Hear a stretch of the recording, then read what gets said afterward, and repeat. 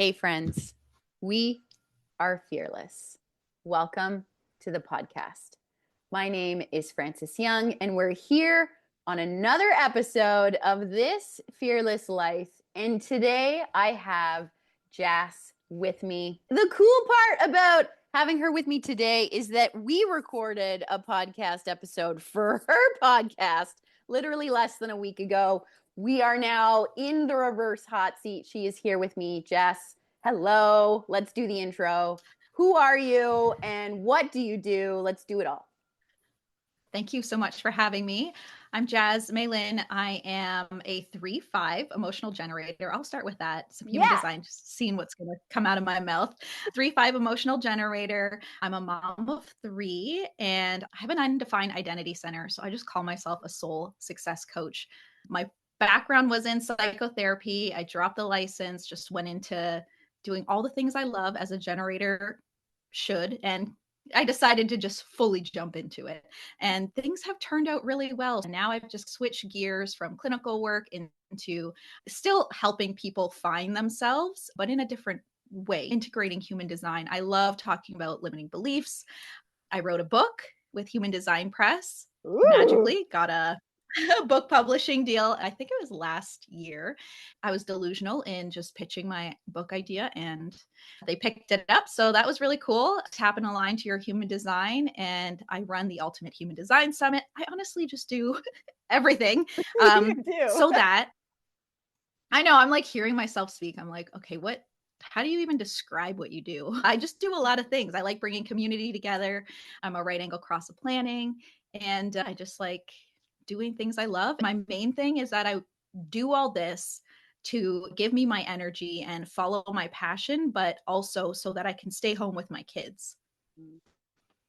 Amazing. And all wrapped into a beautiful nugget of I do all of this and then I'm also a mom. I love how you mentioned that twice. This is still like this big piece of your path forward in life right now, being a mom. Amazing. Just wherever my creativity flows. I don't know how familiar everyone is in human design, but human design speak, I've got gate 14, just doing what I love and creating. It's not connected to the two, but it's very much like, I don't know, just doing things. I know that I'm capable of it. When I have an idea, I'm like, how can I make this work?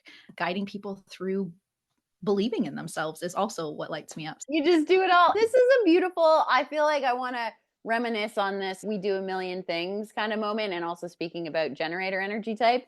It is a human design podcast. I know that there are people that listen to it that are super into it and people that are still finding it and being like, they just get entranced into the language that we talk about. Please speak freely. When I have a human design expert with me, which isn't always as often, I don't get to plug and play in the same way that I would with an astrologer, because it's a little bit different, or a guest who isn't human design centered.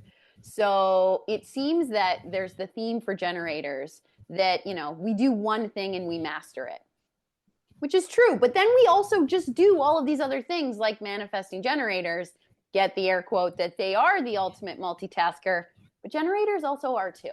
I want to feel like I break that stigma for generators. We are allowed to be super mom, to have done this career and then change it and then still use it. How do you feel about that? Yeah. Following the excitement as the generator and still feeling like we are allowed to do a million things?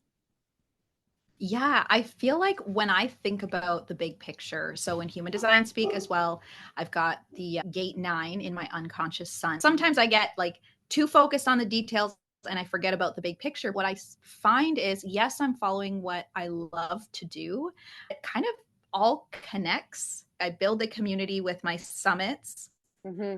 I can share my wisdom and what I do. It's a win-win for everybody. And it's just getting the community together so that everyone can benefit from it. I follow what I love to do, but at the same time, I feel like they mesh together, if that makes sense. Yeah. All of the things that you do still bring together for how it seems to come out in your life theme, how it seems to still come out to feedback, to giving you energy, still move in this through line that I would say is definitely a generator's energetic soul purpose, what it's like to be in the body of a generator, just doing the things that we love.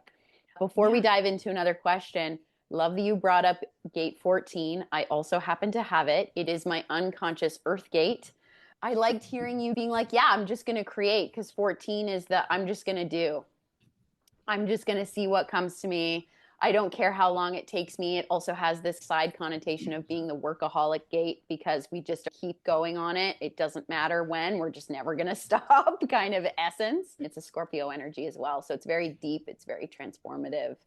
Our last conversation together is that we're both 3 lines. So I not only ran one summit, I ran another one. I ran a human design one, an EFT tapping one. Then I ran another human design one. I was trying to see what worked for me, what audiences worked. I still followed what lit me up, but like the second annual human design summit, again, talking about that generator and mastery, it was like, I'm going to try this. I'm going to do this. I'm going to try it again and master the second one. The second one, I got a sponsor, bodygraph.com, bodygraph yeah. chart. Yeah, it just picked up so well. And Dr. Karen Curry Parker was the keynote speaker for the first one, which I was like, what? Like That even that. happened. Thank you. I know, right? I feel like that third line is, I'm just going to do it. I'm going to just Keep try, even if it fails. Yeah, just keep going. 14 third line, we're speaking to each other's drum, and my body's already okay, friend, it's okay, just keep the train running. Now, we did not say this together on our podcast when I was your guest last week. When this recording comes out, I love that this is going to be a piece of it, but I want to know how human design found you, because it's not how we find human design. It's the moment that it pops in when we are ready to receive the information. So how did human design find you? Yeah, I will say this. I love this question. I knew about human design, and you're right, it didn't land at that time. I remember like a generator. I'm like, okay, cool. And I moved on. And then Saturn return, I had a newborn. Or did I have a newborn? Or she was young, a toddler. And I was laying on my couch. I remember, because staying close to her room. And I remember scrolling on Instagram and reading about it. And I was like, oh, yeah, let me look this up again. I went down a rabbit hole. I don't think I actually went to bed, which is terrible when you have kids, because you're like, oh my God, I'm so tired. Now I'm extra tired, but I brought it upon myself. I just remember going down the rabbit hole. And I think I was at a place in my life where I had agreed to do this doctorate program in counseling and psychotherapy. I was pushing, forcing. It's that whole generators. Like, I felt like I should do it. Like, my parents are refugees. They put high esteem on getting an education and having that doctor title. And my brother was able to do that. It was like almost my turn, my older brother. So it was like, okay, I'm going to make my parents proud. And so I was at a place where I felt like, okay, I have to do this, but it's really frustrating me. I don't actually like doing this. I thought if I finished the doctorate, I'd be a supervisor. I'd just run my own private practice already. I just had this idea of maybe this is what success is. Then I learned I was a generator, and I was like, I'm supposed to do what lights me up. I'm supposed to see what's like been frustrating me. Sitting in meetings, I worked for the university, and I remember like sitting in meetings and being like, this is so frustrating. When I learned I was a generator, following what lights me up, like I said, I wrote down everything that frustrated me. It was like everything that I was doing. Like, it was like, what? Okay. So I didn't burn everything down right away. I was shaky about it. Like, should I do this? Like, I've just spent so much time building this life. And then, of course, my Saturn is in my 10th house of Aquarius. Then I was like, okay, it's about career. Obviously, there's some sort of shift here. I just have to admit it to myself. So I decided I would go all in. I had already been using EFT tapping. I don't think in my intro I even said I did EFT tapping, because, again, I just never know how to describe what I do and who I am. It's all right. I'm an EFT tapping practitioner. I used it clinically in helping people process trauma. Then I started using my tools that I had to see if I could align to this highest potential of who human design, like what human design is saying that I am. A generator, do what lights you up, waiting to respond and not pushing and not forcing. So it found me, and I had the tools, the personal growth tools. I had already done a lot of healing. Obviously, if you're a therapist, you should probably be really self-aware of yourself, so you're not projecting onto your clients. Yeah. I've heard some scary stories. I really do believe in that, because I would hate to do that to like my clients. I already had the skills necessary. And so I just went on this, I'm going to experiment. Lo and behold, 2-3 years later, things like really started picking up. I had a lot of fears around being seen. I had a lot of fears around like my doubts, what was possible for me. I'm a 5 line. It's like visionary leader. And I'm like, is that really me? Am I really a leader? I chose to align my beliefs to that. I really wanted to believe that was me. So I went through this transformation in my Saturn return. I will say human design has changed my life. And it does for everyone. It's just at what point does it feel like there is no turning back? This is the way in which I choose to see myself, because then everything that's reflecting back to me in my reality as it's shifting is showing me that this is the way that, you know, I've always been. This is the way I was born into this life. Now I get to have fun with it. I think that's where I'm slowly transitioning into. And I just love how you said that statement. It changed my entire life. Full commitment of your energy into saying it. I've been trying to, even in myself, embody it more and more. My own personal journey through life, my work, my relationships has very much challenged me on, is this what you believe in? Is this who you are? And every single day, that little bit more, yep, this is it. This is it. You don't need confirmation from anybody else to be on you with you on this train. I appreciate you saying that with all confidence, for even I can only imagine the ups and downs of your journey through that time, let alone being a mom at the same time, looking after other life. I've just been looking after myself, like, so I can only imagine how that's been for you while being a mom, then having more children. Like, kudos. Yeah, it's been, I think that was a lot of my motivation though. I needed to understand myself. And I made the switch in my mind that I wasn't going to make my parents proud. I was going to make my kids proud. And knew that if, yeah. And I knew that if I wanted to model something for them, it would be to go after your dreams. That is why, that's what tipped me over. Can I really do this? My husband is insanely supportive and he's like, do it. I'll hold it down. Get whatever you need to get running. There's times where I was like, I don't know if I can do this. A little bit of doubt. Well, a lot of doubt here and there. Emotional wave. Okay, 3740. Oh, this is amazing. No, my God, I'm going to fail. This is terrible. So he rode that with me. And when I wanted to quit, he didn't say anything. He was like, just do what makes you happy. Like, all he wanted to see was that I was happy and joyful, because I'm a lot of fun. He knows that. When I'm frustrated, it's like the generator frustration is like womp womp. Everybody's like down. The thing is that nobody gets it until they understand. I don't want to be around myself when I'm in my frustrated mode. I want to jump out of my own skin because I know how electric and excited I am and how everyone else feels. Cancer rising over here. I'm intuitive to the 10th degree. They're intuitive back to me more now as well. I notice people pick up when my mood is not this happy-go-lucky Fran of about at least 6 out of 10 of, you know, satisfaction mode. Let's just put it that way. I love that. Yeah. Oh boy. I think it's kind of interesting that there's a parallel to a piece of our story of how human design found us, is that for me, I was DM'd on Instagram by a friend who currently is just an acquaintance in life. If I saw her and hugged her on the street, we'd have a great coffee. She was a client, happened to work out at the same gym that I used to co-own. And then all of a sudden she just messaged me being like, hey, do you want a reading? I know that you're into astrology.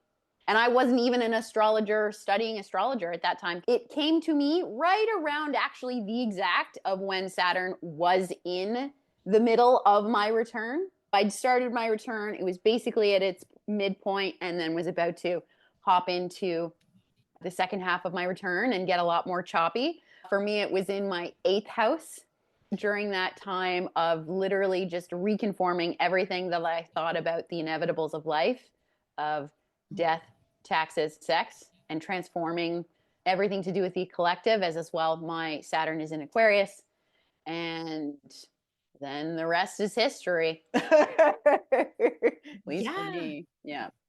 You went down that rabbit hole, and you're a 1 line too, right? Yes, I am a one Yeah. line. Just write in, and we need to know everything. We Google everything. We are no shame about the Google if when you talk to people that have ones. And I just like love to pick up conversation to see who I can figure out in a room is a one has a one in their profile.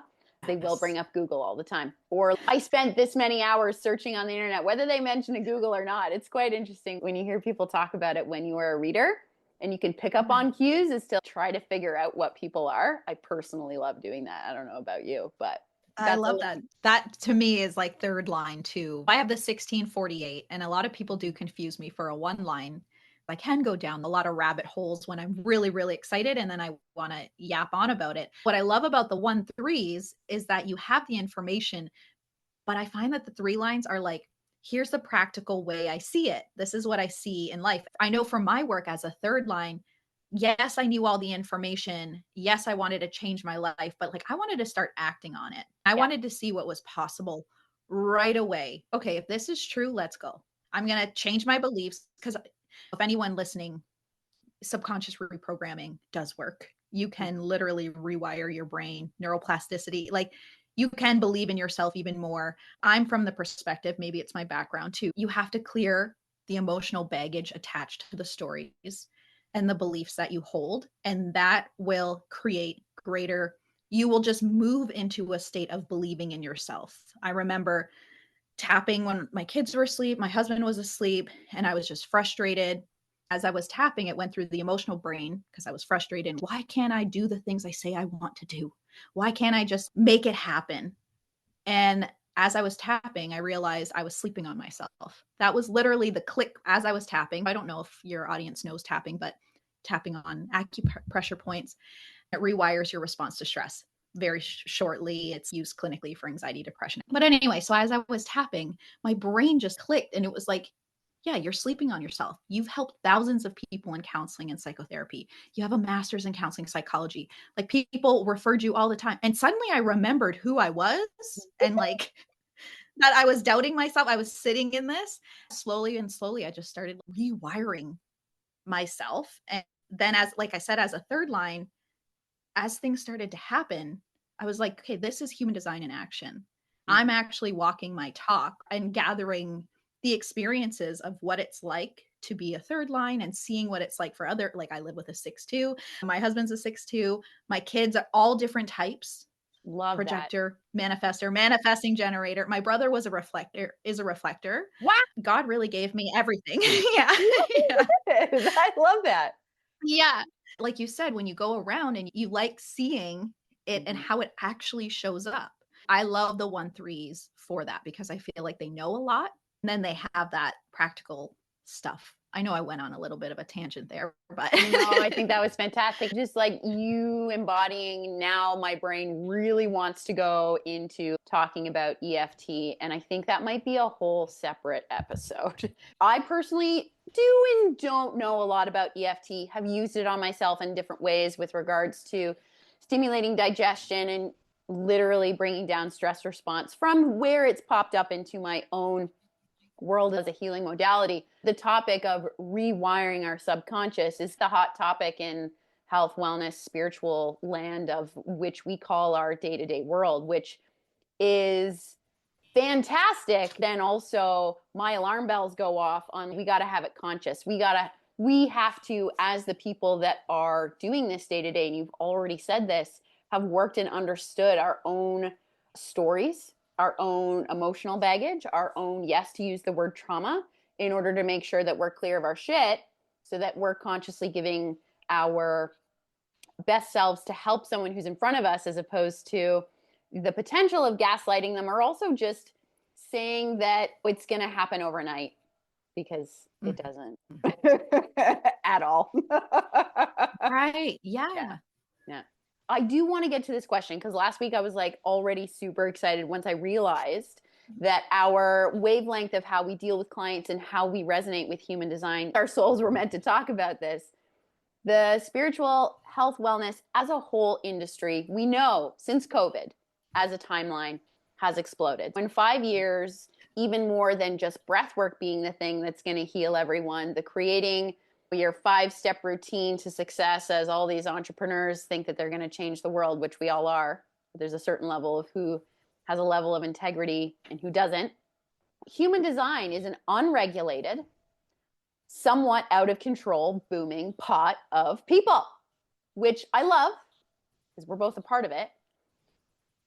My question is open-ended. I'm excited to see where we go with this.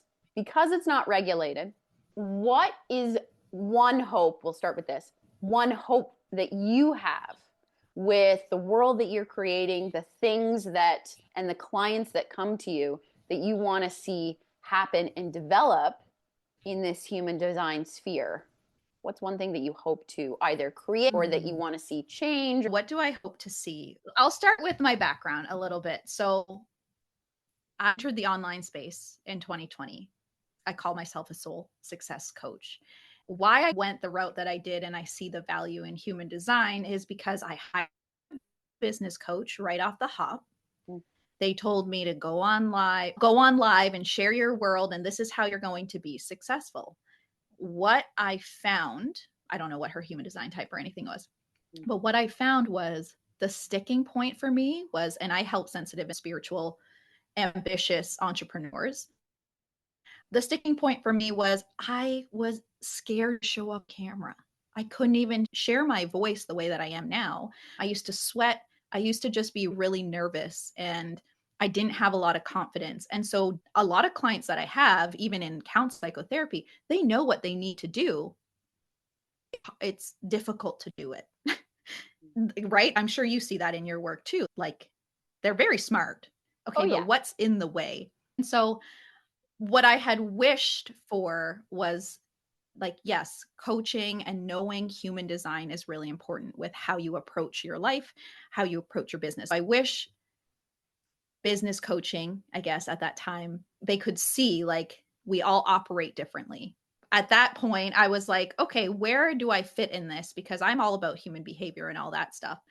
And so that's why I combined EFT and human design together. That's why I help the people I help. You know what you need to do, but I really value taking action. How are you going to take action? And how do you best take action? And where are you being hard on yourself? And so human design shows you the energetics, right? You got an emotional wave. You don't. Are you soaking in this? Are you living into your highest potential? Do you see yourself as a leader?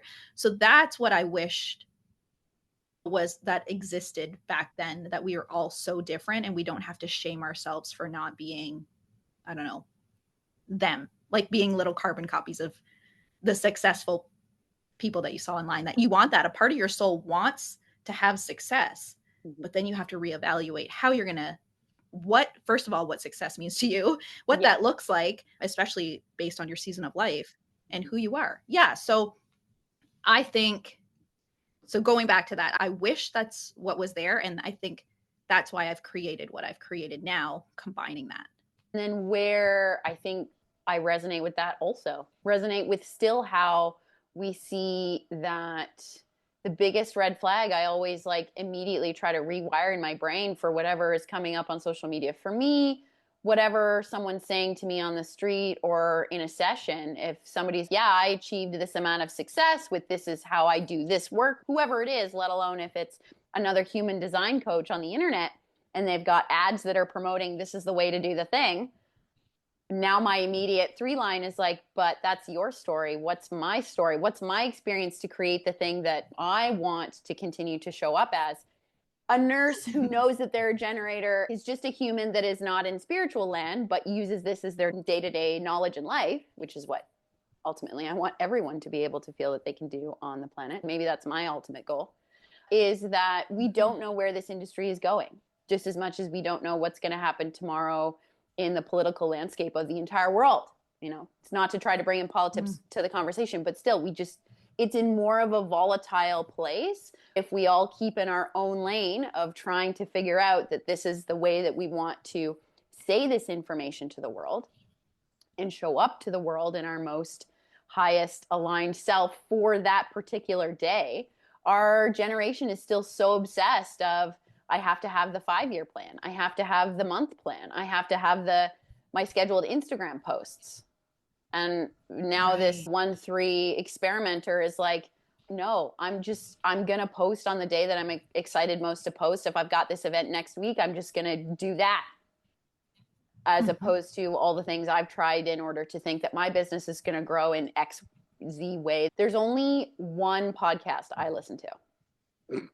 There's the odd one I'll pop in and out, but it usually comes and stems from one source to then potentially branch out for other ones. I'm very particular. Yeah. I follow the Jenna Zoe podcast, as I learned my human design training through Jenna Zoe, who is quite well known in the human design sphere now, as she's been at it a long time. Her podcast, she'll have on the occasional guest here and there. She's reaching out a little bit more. One thing that she said to her audience specifically is, I think it was just her and her go-to woman, whose name is Taylor. She's like, every single day I try to just let my ego go on, maybe I'm not supposed to have this app that's used by millions of people around the world anymore. Maybe I'm not supposed to have this podcast because I'm going to keep trying to dive in. She's a projector, emotional authority of, if it's supposed to stay, it's supposed to stay, and it's what I'll have for the next year, day, whatever. Anytime I try to reimagine how much next I'm going to be wherever I'm supposed to be, I don't know. I'm always very humbled by the fact that even someone who has come to how we see this light of human design, spiritualism, this where the world has gone currently for her, I'm like, amazing, cool, because she didn't know that was going to happen to her. So how much more every day am I going to make sure that as long as I'm excited about the thing that I want to do and sticking true to the essences of what I know are aspects of my design, but not also get too clingy to them. I have the 64-47. I have the conclusion channel between the crown and the ajna. And all I want to know is I just want to go over things over and over, because I also have 24 and 23. And I have the Genius to Free channel, just to say a couple more things about the top of my charts. It's obsessed with knowing, and it's obsessed with being able to communicate appropriately about these crazy topics that maybe not everyone will get, but I make them digestible. I very much appreciate and resonate with, if there is someone that I'm going to say in an esteemed way, I would like to achieve success in this industry and realm. If they're also trying to humble themselves every single day, then that's an energy that I want to feel aligned with, as to where I hope that our industry goes as a whole. I love that. I think what you're speaking to is you value the people who are embodied in their work. Yeah. Who are, like I think I mentioned earlier, it was like walking your talk, where it's like just building that self-trust, and they're walking it. They're not saying that this is like I don't know, you need to follow, this is whatever. Like I can sit here and say it changed my life, but I know everybody has circumstances, stories, meanings that they put in their traumas, like you talked about. It's a journey to get to that point, right? And I think we need to remember that and not shame people for, you're not acting in this way, you're doing it wrong, or we don't need any more of that. And I think it's easy for human design teachers to maybe put out that energy, whether consciously or unconsciously. But at the end of the day, human design is for self-trust, for experimentation. Maybe as third lines, we have that. We are very open to experimenting. That's why we kind of have similar takes on it, where it's, let me just see then. A little bit of pessimism. I don't think this is gonna work. This is kind of, and I can admit that I do come from that energy sometimes, but then I can be surprised when things work out, right? I can put myself through that and see what comes out on the other side. I think that there's a lot to say in the human design space, where we're just telling people the information and saying like, this is how it has to be, versus somebody who's speaking from embodiment, who knows where this is going to go. I'm going to share my experience. I'm going to share what I've learned, what I've witnessed in real life. Take what you can from it, experiment with it, but at the end of the day, see how that feels like for you in your body. That's the thing that, even for me, 3 years in, and overall, at least from the original downloader, Ra'ahu, he's like, Yeah, it'll take 7 years to 7 years. Put that in air quotes for anybody that happens to watch the recording. It's always a continual deconditioning or stripping away layers of the way that we thought something was supposed to happen, what we were taught, what comes up from past lives, what comes up as another layer of another teaching for something in our energy to learn. Generators and any generators listening definitely understand what it's like to be burnt out for us, as opposed to what it feels like to be a projector and burnt out. I definitely, or a non-sacral being for manifestor reflectors, not to keep you guys out of the cohort there on non-sacral beings, but I know I don't reach the same type of burnout I did even after even a few months of knowing what this thing was. Personally, I know I'm in burnout when I don't want to go and coach a deadlift, even when I love that client. It's been a whole other layer of understanding what it means when you're tired and you understand that you're frustrated. Going back to listening to thinking about things that you said at the very beginning, I should probably write down all the things that I'm frustrated with right now, because when we feel a certain amount of blockage or stuckage, or we are ready for another thing to come into our life, whatever that means, whether it's business, relationship, more money, all of these other things, if you write down the things that you're frustrated with, a projector, if you write down the things that have got you a little bit, I would use the sentence for a projector: how are you not feeling seen? Where are you feeling a little bit bitter of, like, why does this person have this thing and I don't? Just to say another vibe. Those are the continual check-ins that, one, take time. It's going to take our whole life to go back to, I think, where I was going with this rant, of that it's going to take more than 7 years to decondition, because then there'll be a whole other layer that we will have tapped into by the, so-called end of our 7 years, when we're living our energy correctly. That's just, we don't even know what the world's going to look like at that point. So who knows? Yeah. I think you brought up like a really great points there with the 7 years. I always talk about growth as an upward spiral. So like you can have this block of fear of being seen, which is what I see a lot, right? A fear of being seen. For an example, like showing up on camera, and I didn't even have to hit publish, but I used to just be scared to hear myself and record myself. So that was one layer. As I started to use tapping, move through the fear, as I started to progress in the direction that I wanted to, I found that it was like another layer of fear of being seen. And then starting the summits and having 3 summits, 3,000 people total, right?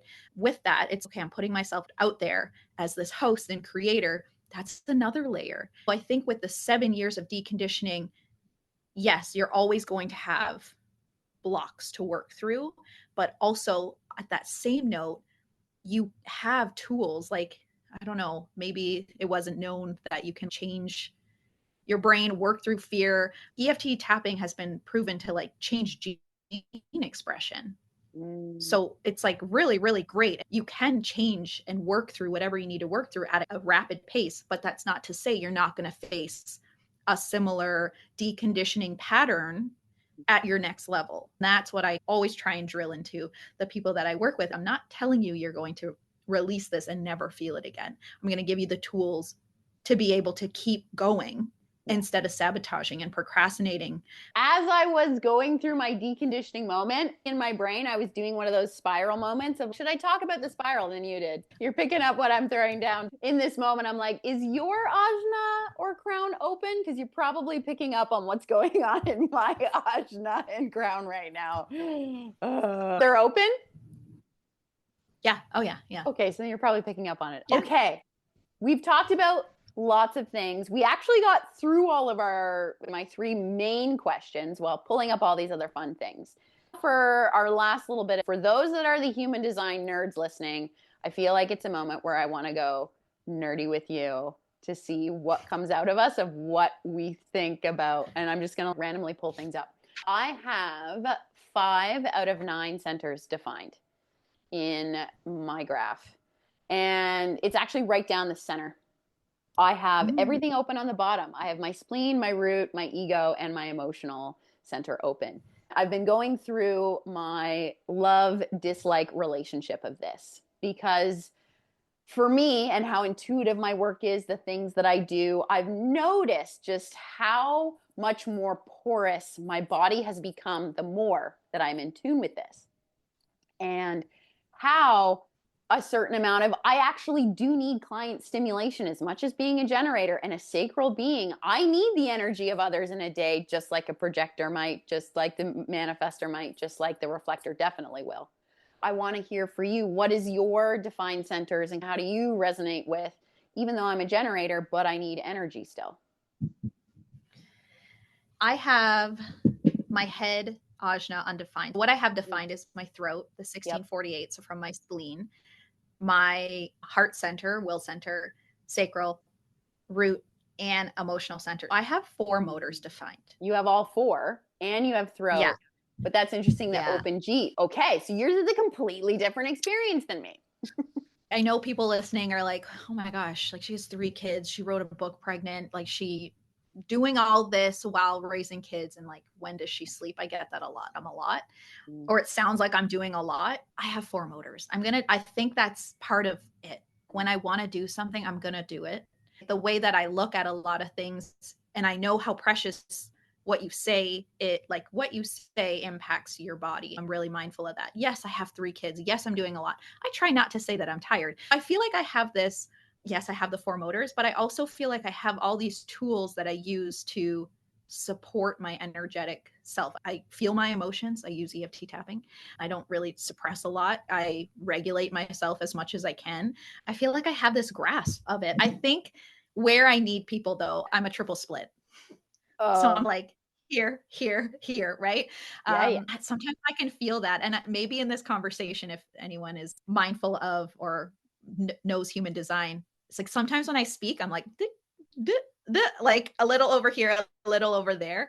I'm trying not to judge myself for it. I got the gate 9. So it's like a little bit of, oh, I want to go talk about this. Oh, wait, come back to this. I think for my triple split, I do need other people and other energies to solidify when I want to like actually do something. I need to feel it out. That's where I need people. And it's funny because my husband, we're 9 to 9, like we complete each other fully. Amazing. He feels like home ever since we met. We met in Cuba. It was like a whole thing.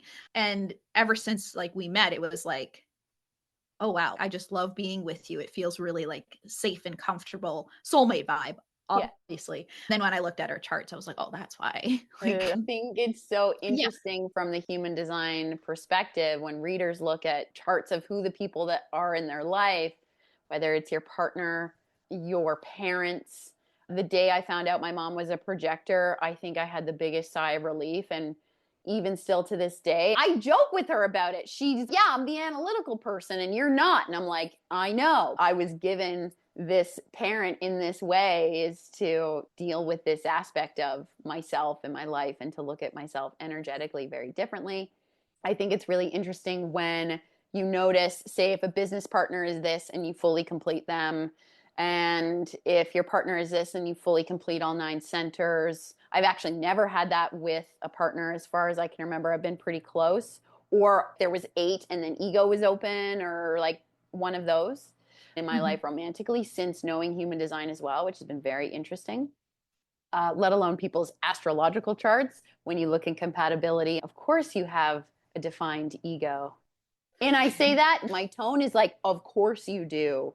Because for one thing I've noticed, as I love talking about ego and human design, I think it's never a topic that should be pushed to a side. When I see somebody having defined ego, I have to really check myself around them if I know that right away, because I know I'm going to be the person that picks up enough amount of their divinity. I'm going to go and do this. I'm motivated to do this. I'm motivated to do this, because mine goes up and down so much with being open ego. And I have no gates there as well.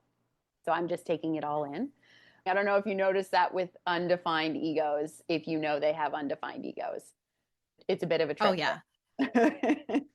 I have to tell my friends because when you talk about it, and I used to be like more, I don't know, playing small because I would be like, oh, I want to write a book. Oh, I wrote a book. Or I felt like I was doing a lot, but then I could see the looks on other people's faces and I hated that because I didn't want to make them feel less than. Oh, So I would shrink myself a little bit because I felt like I was too much, right? The defined centers are where you feel like you're too much And then now with my friends who they've all gone, like my mom friends who are like super into human design because I've yapped on about it, made workshops about it in town. Yeah. I tell them like, yes, this is who I am, but don't expect yourself to do that. We are all different. And I have desire motivation. I have power view. Model on it. Driven. Yeah. Full throttle of my ambition and seeing, and I got the gate for 54, really want to see what I'm capable of in this lifetime. And not everyone needs to be like that. When I have an undefined ego or open ego, I see that they're like, yeah, let's do this. Let's go and do this. Or I'm going to go do this. I'm like, when I leave and you feel you're going to like crash, Yeah. know that's normal, because I know that I'm sometimes too much in my energy. Use it, but release it, because it doesn't have to be you. Yeah. My self-care back to you is you never have to say it's too much in person, because it's an electric energy. It feels good from coming from the undefined place. I also like, I have to check it pretty quickly or it'll be the first thing I'll try to bring up in my brain of, okay, let's feel you before you go off anywhere else or click anything else or hone in. One more question on being nerdy about human design. What is your favorite part of your chart? Could be a number, could be a defined center, could be anything about your chart. What's your favorite thing about your chart? An open-ended question. I like this question. Third line for one, but I'll go into a center, my undefined identity center. At first, I was like, this kind of sucks. Oh, I'm like, yes, I could blend in and whatever. But when it came to, again, following my dreams and seeing what I'm capable of with my undefined identity center, I decided to say, I'm going to just be whoever, like identity work, if anyone's into personal growth, like acting as if knowing your future self, you're like who you want to be, what identity do you want to have? Because when you come from that identity, it's easier to take action. And what creates results in your life is taking action. And I'm all about that. My undefined identity center allows me to say, who do I want to be? Who do I want to embody? Like I don't put pressure on myself. Well, maybe I do, but I'm like, okay, I'm going to decide. I said, I'm going to be an author. And that was my identity. So then I started to use EFT tapping, my doubts, fears, whatever. What does an author do? I don't know, probably write 10 minutes a day. I'm going to start writing. I'm going to let ideas drop in, whatever. So I started embodying that. And then on Google, I hit the algorithm jackpot, and now it's listed me as an author.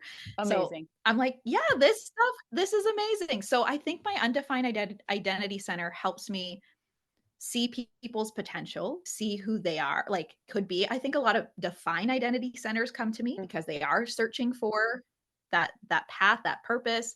I'm able to guide them through that because I'm like, we could be whoever we want, guys. What feels true for you? Let me help you find your way back to yourself. I think that would be my favorite because I can play around with it. I can just like move in it and decide like, who do I want to be?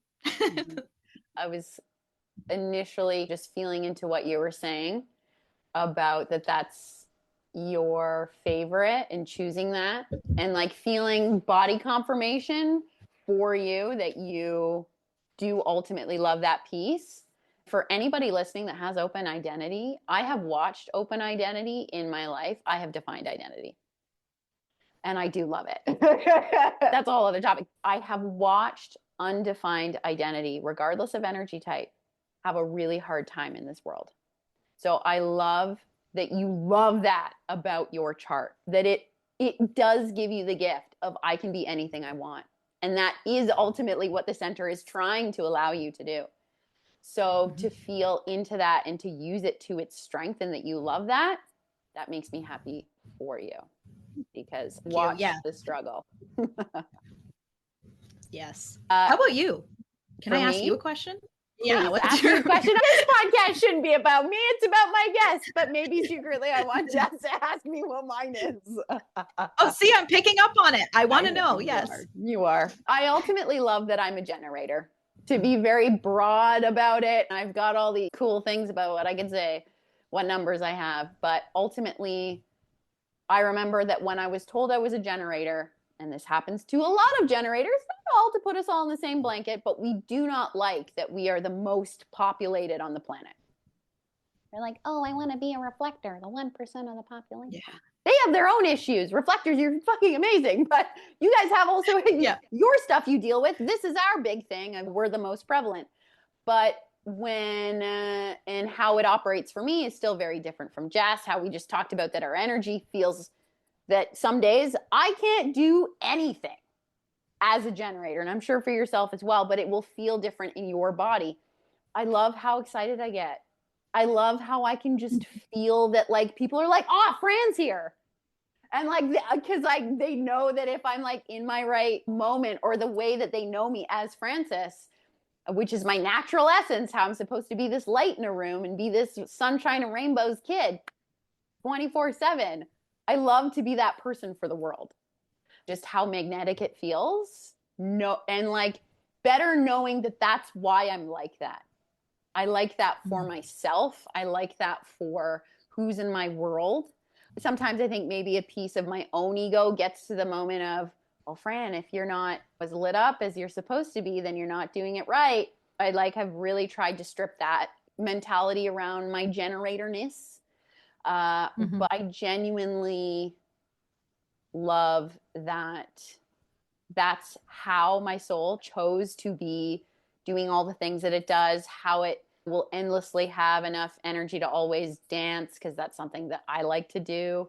And maybe it's also how my ego comes out in this statement, but I genuinely love being the light of my people as a generator. I say that very non trying to cling to it type of way, but I know that's just how I am. I've known parts of my life where I've wanted to tone it down or not show my true self, to even how you've worked on some of your fears and disbeliefs in yourself as well, Jas, around like who you are and what you want to achieve.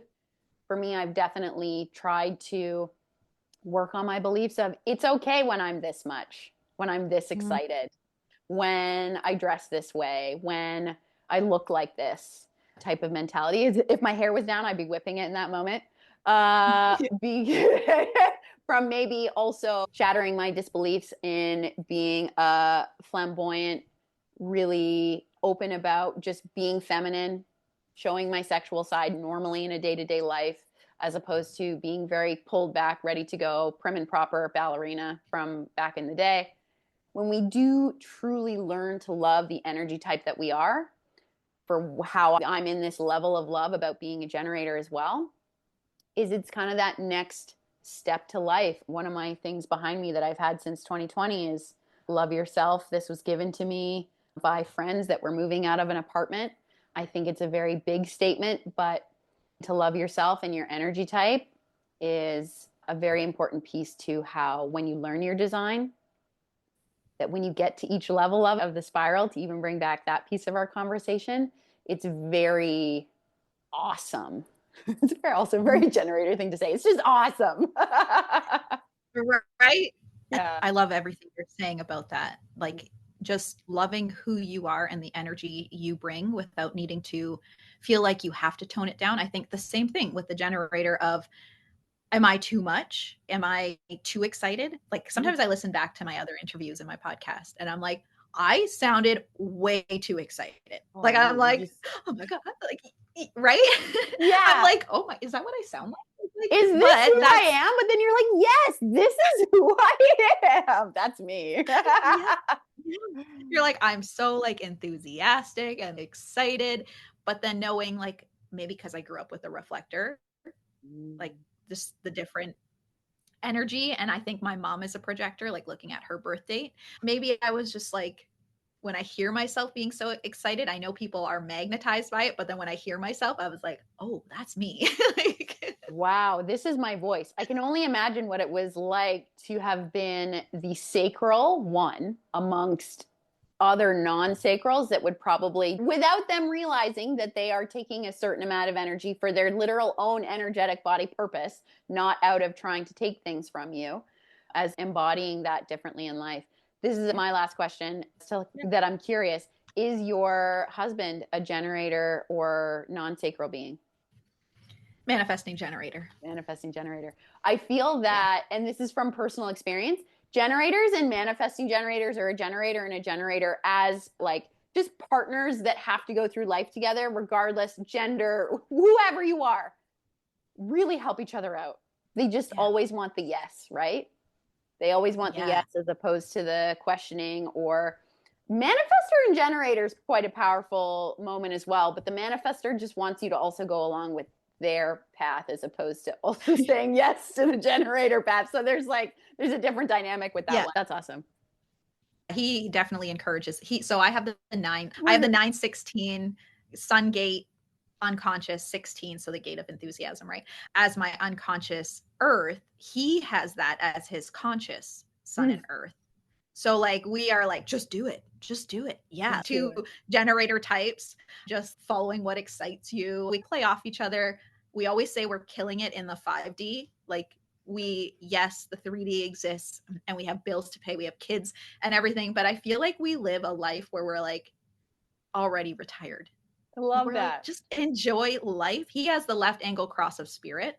So together, I feel like we create this. I'm very driven. I still, obviously, you need financial security. He's got a secure job and everything. But we live our life as though we're abundant, grateful for everything, just like living life to the fullest all the time. So we sometimes a little delusional together, but it works. Honestly, it works. Hey, if it works and it keeps bringing you the abundance, the magnetism of life, one, can't wait to meet your kids and just see how joyful, and like, because they've got this type of energy around them all the time. You're always going to continue to live that excited, what we say in 21st century semi-retired life. Hey, if you're happy in your life, then that is the life that you want, regardless if you're retired or not, in air quotes. You know? I read something on Instagram and it was like someone had their kids and they were playing in the yard, or I don't know, whatever. And they were like, I'm rich. I'm like, that's how I feel. It's just, life is good. And even if you have down parts, you just accept it and you don't try and like really change it. You feel it and then move the way you're supposed to. It's like, this is part of life. How do you handle being a human? You go through the ups and downs. It's never going to be up.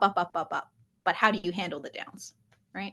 That's the key to, I think, all of the awareness, all of the points as to which we're coming to a head right now, that in society as a whole, what society is experiencing right now, and why we have human design right now to help us. And I'll bring back this knowledge that you've said a couple of times, and I feel like it'll be the perfect end off note, is that we're all here just trying to give each other enough tools to deal with this crazy experience that our souls get to have in this human body. Because we know it's going to burn down, but then we know we're going to build it back up again. When we find souls such as ourselves that somehow just connect in order to continue to help others understand this and have tools in their tool belt, it doesn't really get much better than that.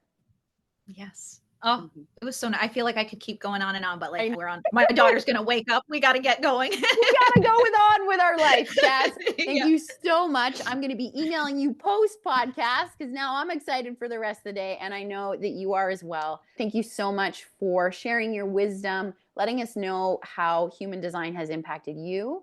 Where can people find you? That's the last thing I know I always have to ask. Right. Instagram, Jas, JAS.EFT.HD, jasmaylin.com. That's pretty much it. Amazing. And it's all going to be in the show notes. Thank you again for today.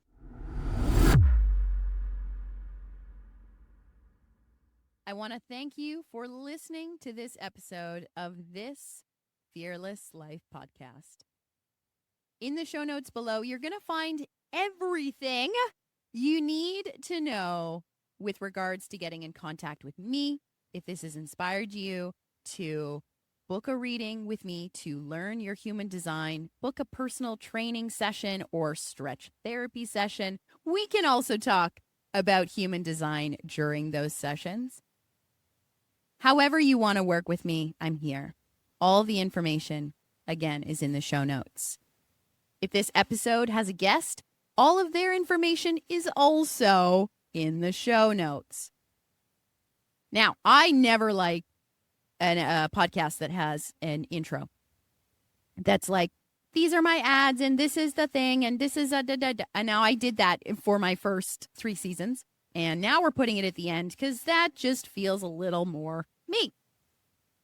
So, the last but not least, hasta la vista of the day is I'm going to see you soon, honey. You're going to go to my website, www.thefearlessprojectltd.com. And if you don't know your human design energy type, there's going to be a graph on that page. You're going to put in some information. It's some birth information, just so you know. And then you're going to have a graph. It's going to come up and you're going to be like, what the hell is this mumbo jumbo if you've never seen it before? Don't worry. You're going to be fine. Literally the only thing that truly matters out of that graph is that you know your energy type and a couple other nuances. But that's it. All the fancy stuff, at the end of the day, if you didn't know it, it would be fine. Knowing your energy type, strategy, and authority off of that graph that you pull up is where you're going to begin. I specialize in helping you understand your digestion and environment, and also how to work out, how to stretch, how to be you in this crazy life that we are living currently in 2025. So I'm going to see you later, friends. And just remember that you are fearless.